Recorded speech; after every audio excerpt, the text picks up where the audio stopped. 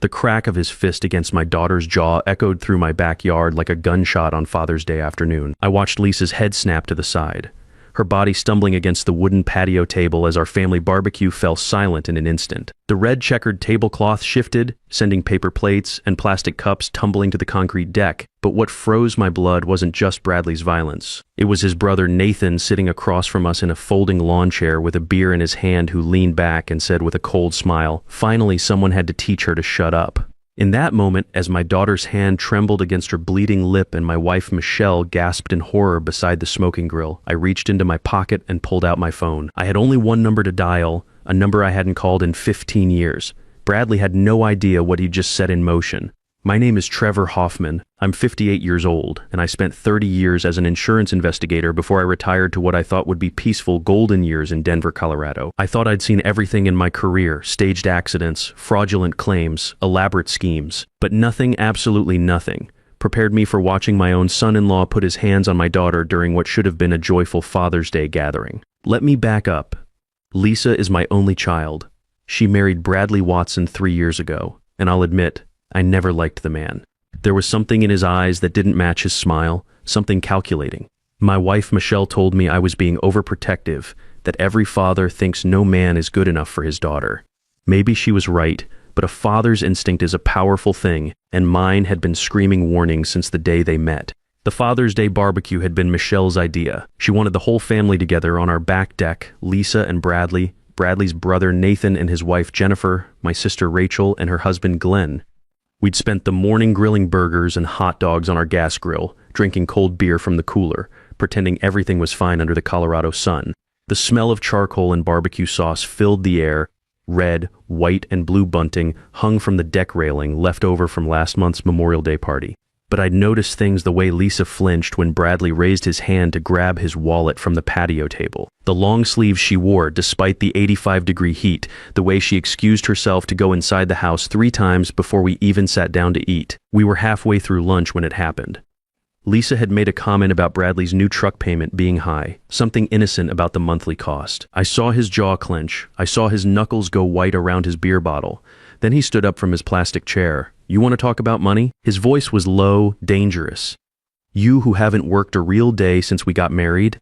Lisa looked down at her paper plate of half-eaten potato salad. "Bradley, I didn't mean shut your mouth." He moved toward her chair, his shadow falling across the table. I started to rise from my seat, but Michelle grabbed my arm. "Trevor, don't make a scene." That's when Bradley grabbed Lisa by her hair and yanked her to her feet.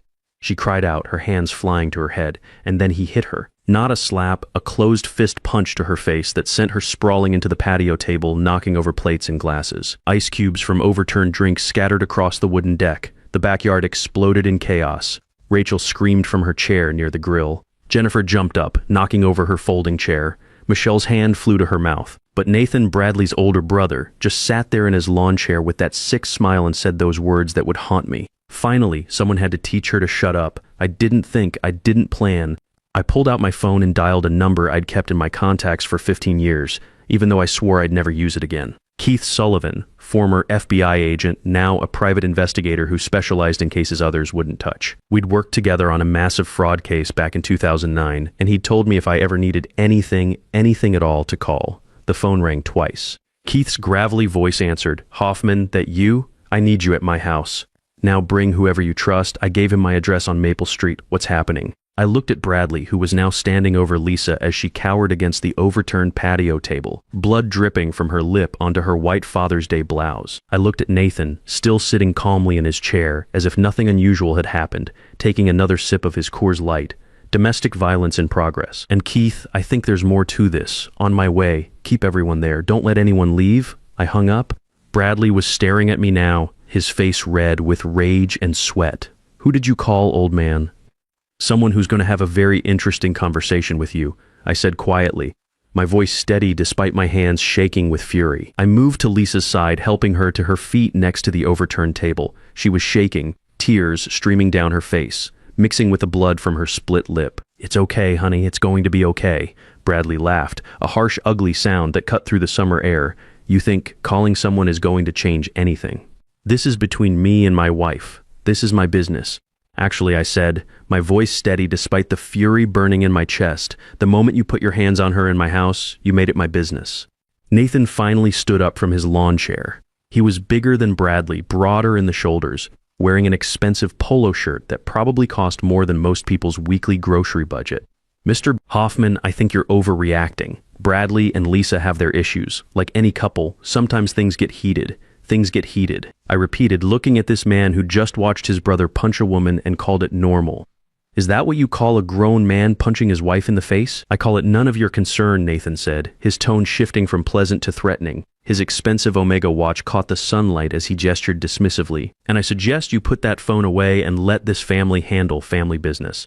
I looked at him more closely then. The watch that cost more than most people's monthly salary. The custom polo shirt, the way he carried himself with an authority that didn't match his supposed job as a car salesman. Something clicked in my investigator's brain, the same instinct that had served me well for 30 years.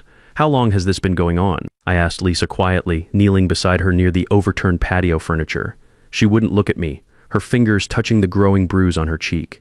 Dad, please? How long? A year? She whispered. Maybe longer. My heart shattered. A year. My daughter had been living in hell for a year, and I'd been too blind to see it clearly. Too willing to believe her excuses about being clumsy, about walking into doors, about falling downstairs. I'd failed her as a father, and I wasn't going to fail her again.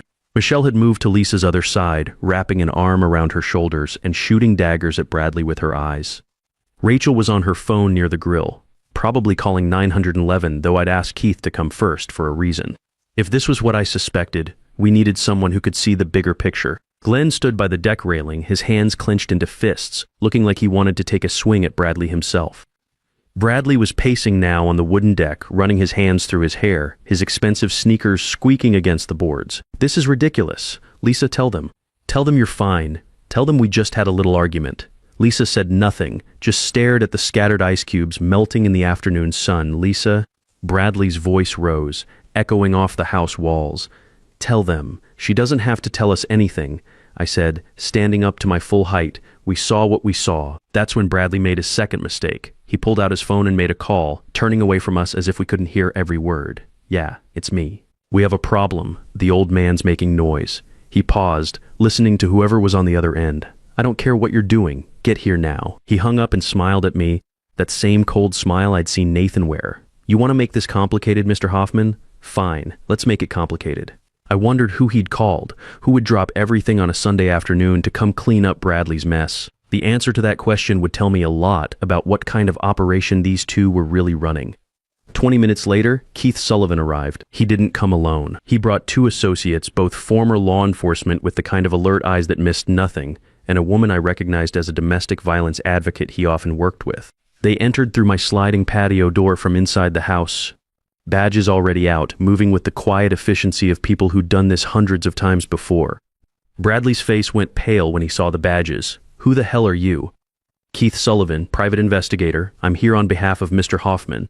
Keith's eyes swept the backyard deck, taking in everything, the overturned patio furniture, Lisa's swelling face, the defensive positions everyone had taken, the smell of barbecue sauce and spilled beer mixing in the hot air. Anyone want to tell me what happened here? This is a private residence, Nathan said, finally showing some concern. You have no authority here. Actually, I was invited by the homeowner, which gives me every right to be here. Keith turned to Lisa, his voice gentling. Ma'am, are you all right? Do you need medical attention? Lisa looked at me, then at Bradley, who was glaring at her with pure hatred, then back at Keith. I saw the moment she made her decision, the moment she chose truth over fear, safety over silence. He hit me, she said, her voice small but clear in the afternoon air. My husband hit me. Keith nodded, pulling out a small digital recorder. I'm going to need everyone to stay right where they are. I've got officers from Denver PD on their way. He looked directly at Bradley. You put your hands on her? Bradley's jaw clenched. This is between me and my wife. Not anymore. It's not. Keith's voice carried the authority of someone who'd spent decades dealing with men like Bradley. Mr. Hoffman, you witnessed the assault? I did. So did everyone else here. I gestured around the deck where my family stood frozen like actors in a terrible play. Keith turned to Nathan, who was now standing very still by his overturned lawn chair. And you are Bradley's brother, and I'm advising him not to say another word without a lawyer present. Smart, Keith said.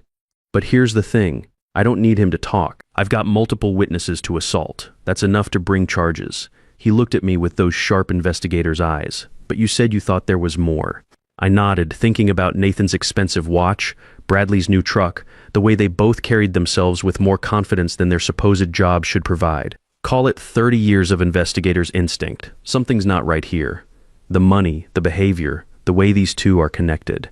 I gestured at Bradley and Nathan. I want to know what they're really into. Keith's eyes sharpened. He'd learned to trust my instincts over the years we'd worked together, and I'd learned to trust his ability to act on them. All right, let's start simple. Bradley Watson, what do you do for a living? I'm in financial consulting. Bradley said tightly, sweat beading on his forehead despite the shade from our patio umbrella. What kind of consulting? Various things, investment advice, insurance claims. Keith and I exchanged a look. Insurance claims, there it was. And you, Nathan, car sales? Uh-huh. Keith pulled out his phone and made a quiet call, stepping away toward the corner of the deck. I couldn't hear what he said, but I knew he was running background checks, looking into financials, pulling strings he'd cultivated over decades in law enforcement. The police arrived 10 minutes later, their black and white cruisers pulling up in front of my house with red and blue lights flashing but no sirens. They separated us all, taking statements on my deck and in my living room. A female officer sat with Lisa at my kitchen table, documenting her injuries, photographing the bruising that was already blooming across her cheek and jaw like dark storm clouds.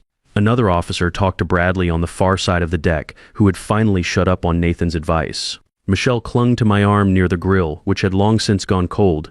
Trevor, what's happening? Justice, I said simply. Finally, but I knew this was just the beginning. As I watched Keith work his phone, making calls and coordinating with the officers, I remembered something Bradley had said during that phone call. Get here now. Who had he called? Who was coming? The answer arrived 30 minutes later. A man in an expensive charcoal suit carrying a leather briefcase stepped through my back gate with the look of someone who'd done this too many times before. Even in the heat, his tie was perfectly knotted and his shoes were polished to a mirror shine. I'm Scott Palmer, attorney for Bradley Watson. My client will not be making any further statements. Keith raised an eyebrow from where he stood near the patio table. That was fast, almost like you were on standby. Palmer didn't respond, but I saw the flicker in his eyes. Yeah, this attorney had been waiting for a call. This wasn't his first time cleaning up Bradley's messes, and probably not his last either.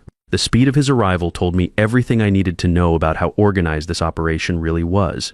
The police arrested Bradley on assault charges. They read him his rights, cuffed him with his hands behind his back, and led him through my house to the front door. As he passed Lisa, still sitting at my kitchen table with an ice pack on her face, he hissed, "You're going to regret this." One of the officers immediately added intimidation of a witness to his charges. Nathan started to leave, but Keith blocked his path at the sliding door. I'd stick around if I were you. I've got some questions. Am I being detained? Not yet, but the night's young. After the police cars pulled away from my house with Bradley in the back seat, Keith sat down with me in my study. The room felt cramped with legal books on the shelves and framed certificates on the walls from my insurance investigation days.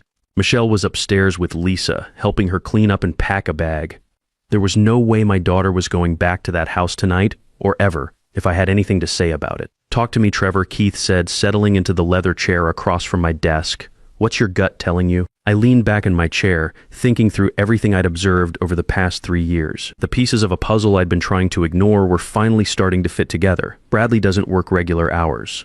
He's got expensive tastes, new truck every year, designer clothes, meals at restaurants that cost more than most people's weekly salary. But his supposed consulting job shouldn't cover that lifestyle. Lisa mentioned once that he was helping people with insurance claims. Keith's expression darkened. What kind of help? She didn't know details. He shut her down whenever she asked questions, told her it was too complicated for her to understand. But Keith, I know insurance fraud when I smell it. I've been investigating it for 30 years. And if Bradley's running something, Nathan's in it too. Did you see that watch? That's a $15,000 Omega on a car salesman's salary. Exactly. Keith pulled out his laptop from a black messenger bag. Let me make some calls. I've got a buddy at the insurance fraud division. If these guys are dirty, there'll be whispers in the right circles. While Keith worked his contacts, I went upstairs to check on Lisa. I found her sitting on her childhood bed, holding her old stuffed rabbit, looking about 12 years old instead of 30. The room still had her high school volleyball trophies on the dresser and posters of bands from the early 2000s on the walls. Michelle sat beside her, stroking her hair like she used to do when Lisa was little and had nightmares. "Dad," Lisa said when she saw me in the doorway, "I'm so sorry." I sat down on her other side, the bed creaking under my weight. "Honey, you have nothing to be sorry for. I should have told you. I should have left him the first time her voice broke, the first time my stomach dropped. How many times has this happened? She looked down at her hands, twisting her wedding ring. I stopped counting after 10. Michelle made a sound like a wounded animal. I was furious but kept my voice gentle. Tell me everything, Lisa. From the beginning, and she did. It spilled out of her like poison being drained from a wound. How Bradley had been charming at first, attentive, loving. How the first time he grabbed her arm too hard, he'd cried and apologized and sworn it would never happen again. How it escalated slowly, a shove here, a slap there, cruel words that cut deeper than any physical blow. He said no one would believe me, she whispered, her voice barely audible. He said his family had connections, that if I ever told anyone, he'd make sure I looked like the crazy one. And Nathan, he was always there backing Bradley up, telling me I was too sensitive, that I needed to toughen up. Did Nathan ever hurt you? No. But he watched sometimes. When Bradley would lose his temper, when things got bad, Nathan would be there, not stopping it, just watching, like it was entertainment. It was almost worse than if he'd done it himself. I exchanged a look with Michelle over Lisa's head. This was sicker than I'd thought. There's something else, Lisa said quietly. I didn't understand it, but Bradley and Nathan, they had these meetings late at night in our basement. Men would come over, people I'd never met before. They'd talk for hours. Bradley told me to stay upstairs, to never come down when they were meeting. Did you ever hear what they talked about once? I was on the stairs and I heard them talking about someone's accident, about how the claim went through, about splitting the money, and then someone said something about the next one, about making sure the injuries looked real this time. My blood ran cold. Insurance fraud. I'd been right, but this sounded bigger than simple false claims. This sounded organized, coordinated, dangerous. I went back downstairs to find Keith on his third phone call of the evening. When he hung up, his face was grim. Your instincts were dead on, he said, closing his laptop. The insurance fraud division has had their eye on a ring operating in the Denver area for the past 18 months. Staged accidents, false injury claims, billing for medical treatments that never happened. They've suspected there was an organized group behind it, but they couldn't get anyone to talk. Everyone involved was too scared. Let me guess, Bradley and Nathan Watson are on their radar, right at the top of the list. They've been tracking a pattern of suspicious claims, all linked back to the same medical providers, the same attorneys, the same investigators. And your son-in-law's name keeps popping up as the victim or the coordinator.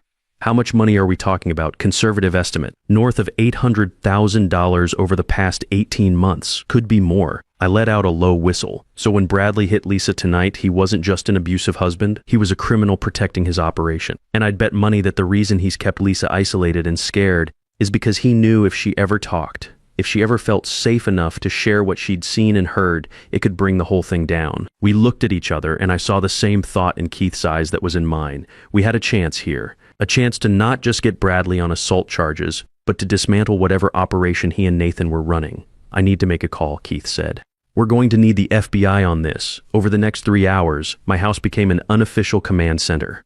FBI agents arrived, followed by insurance fraud investigators, followed by the district attorney's office.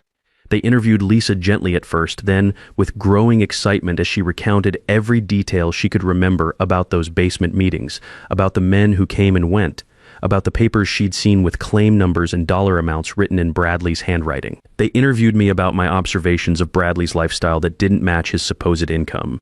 They interviewed Michelle about the times Lisa had shown up with injuries and obvious lies about how she got them. They even interviewed Rachel, who remembered Bradley making a joke once about knowing how to work the system when you need extra cash. By midnight, they had enough for a warrant, not just for Bradley's arrest on assault charges, but for a full investigation into insurance fraud, conspiracy, and racketeering. They raided Bradley and Lisa's house at 2 a.m., seizing computers, files, burner phones, everything.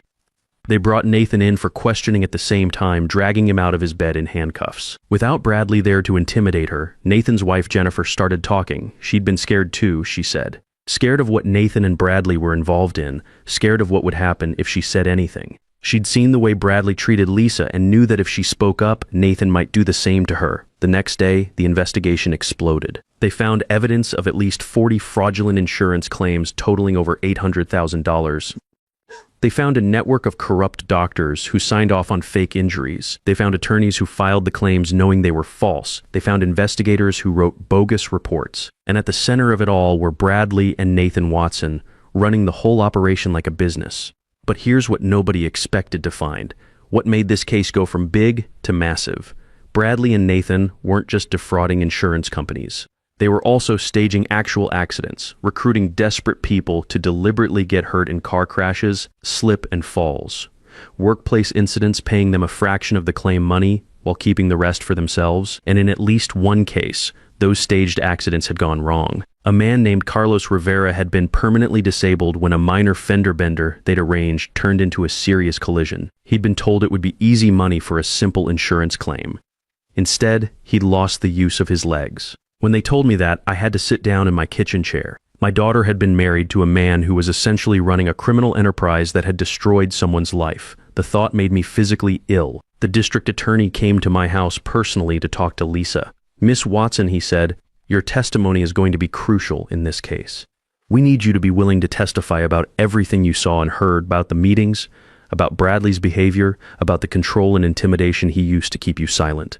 Can you do that?" Lisa looked at me across my dining room table. I took her hand. "It's your choice, honey. No one can make you do this." She was quiet for a long moment, staring out the window at the back deck where this had all started just 24 hours earlier. Then she nodded with determination I hadn't seen in her since she was a teenager. "Yes, I'll testify, because if I don't, he'll do this to someone else. He'll hurt someone else, and I can't live with that." The trial took 6 months to prepare. In that time, Lisa moved back in with me and Michelle. She started therapy. She joined a support group for domestic violence survivors. Slowly, painfully, she began to heal. Bradley and Nathan were held without bail, deemed flight risks given the severity of the charges. Their attorney, Scott Palmer, was also arrested after investigators discovered he'd been laundering money through fake legal settlements. The whole organization was being systematically dismantled, with dozens of arrests across Colorado and Wyoming. I watched Lisa grow stronger with each passing day. The scared, broken woman who'd come home that Father's Day had been replaced by someone fierce, someone determined. When she walked into that courthouse on the first day of the trial, she held her head high. The prosecution laid out their case methodically. Financial records, wiretapped phone calls, testimony from the recruited accident victims, medical evidence from the people who'd been hurt. And then Lisa took the stand. She testified for 4 hours over 2 days. She told them everything about the abuse, about the fear, about the basement meetings and the whispered conversations, about Bradley's threats and Nathan's cold observation, about the night on Father's Day when her father had made one phone call that changed everything. Bradley's defense attorney tried to rattle her, suggesting she was making things up, that she was a scorned wife seeking revenge. But Lisa didn't break. She looked that attorney right in the eye and said, "I have the medical records from every time he hit me. I have the photographs my therapist helped me take of bruises I'd hidden for years. I have the testimony of my family who witnessed the violence. The only thing I'm seeking is justice for everyone my husband hurt, including myself." The jury deliberated for less than 2 hours, guilty on all counts. Bradley Watson was sentenced to 12 years in federal prison for insurance fraud, conspiracy, and racketeering, plus an additional 5 years on state charges for assault and domestic violence. Nathan got 8 years. The other members of their organization received sentences ranging from 3 to 10 years. A year after that Father's Day barbecue, Lisa and I sat on my back porch watching the sunset. She'd started a new job as a victim advocate, helping other domestic violence survivors navigate the legal system. She'd found purpose in her pain. "Dad," she said quietly, "I never thanked you properly, for making that call, for believing me, for not giving up." I put my arm around her shoulders. "Honey, I failed you for a year by not seeing what was happening. That phone call was the least I could do." "You didn't fail me," she said firmly. "You saved me when it mattered most. You didn't hesitate. You acted. That one phone call hadn't fixed everything. It hadn't erased the pain or the trauma, but it had been the first step on a long road to justice, and sometimes that's all it takes. One person willing to make the call, one person refusing to look away, one person saying, 'No more, I'm Trevor Hoffman. I'm 58 years old.' And that Father's Day, when I watched my son-in-law hit my daughter and his brother smile, I made a choice. I chose action over silence. I chose my daughter's safety over keeping the peace. I chose justice, and I'd make that same choice again in a heartbeat. Because sometimes the best way to protect your family isn't to keep the peace. It's to be willing to break it when someone crosses the line. That's what fathers do. That's what decent people do. When you see evil, when you see someone hurting someone you love, you don't turn away. You don't make excuses. You act.